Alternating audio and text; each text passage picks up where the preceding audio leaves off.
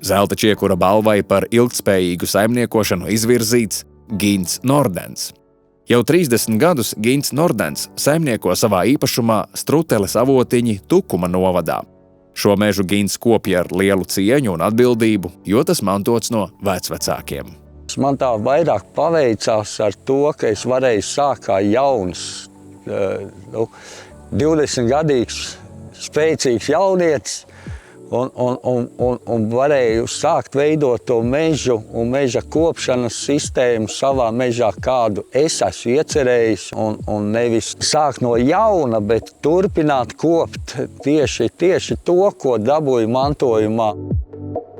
Ko es varētu novēlēt mežiniekiem, jaunajiem mežiniekiem, tas ir nenobaidīties, vairāk stādīt, mazāk cirst, jo mežs ir tā lieta, kas principā ļoti lēni attaug, un mēs cērtam to, ko mums atstāja vectēvi, vecvectēvi, bet mūsu mazbērni un mazmazbērni cirtīs to, ko viņiem atstāsim mēs.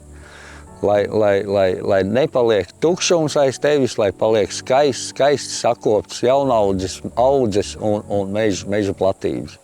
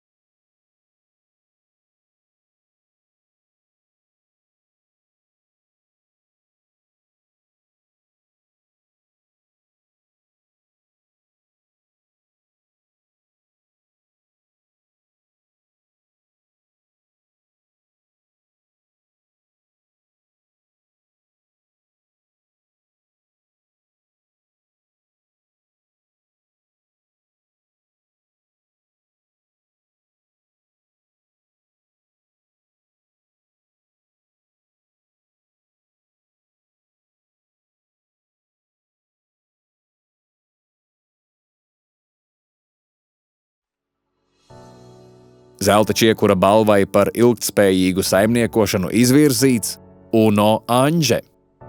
Gulbenes novada Lejasciema pagastā atrodas meža īpašums Kraujiņas, kuru pārvalda kaislīgs un prasmīgs mežsaimnieks Uno Anže. Uno ir vairāk nekā meža īpašnieks. Viņš ir meža sirds un dvēsele, kas ar lepnumu un rūpēm uztur un attīsta savu zemi. Mežs mani pieņem, es pieņemu mežu, un mums tā kaut kā tā sinerģija, viss kārtībā.